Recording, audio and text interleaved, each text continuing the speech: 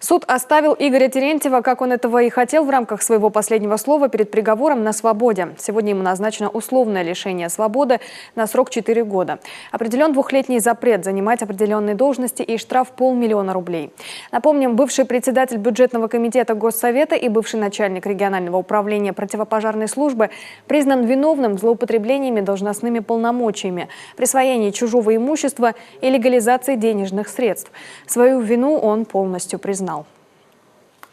Терентьев совершил 5 умышленных преступлений, направленных против собственности государственной власти, 2 из которых отнесены к категории преступлений средней тяжести, 3 категории тяжких преступлений, ранее не судим, к административной ответственности не привлекался, на учете у нарколога и психиатра не состоит, по месту работы и жительства характеризуется положительно, по месту содержания под стражей характеризуется удовлетворительно, награжден почетными грамотами, благодарственными письмами, благодарностями, а также ведомственными, общественными и иными наградами.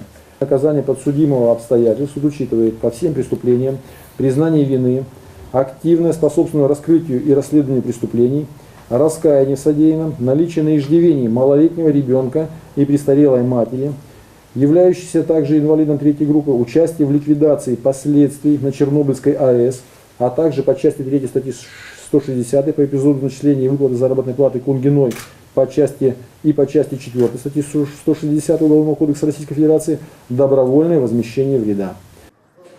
Отметим еще одну важную сторону сегодняшнего решения. Сразу после вступления в силу этого приговора суда Терентьев будет освобожден от депутатских полномочий.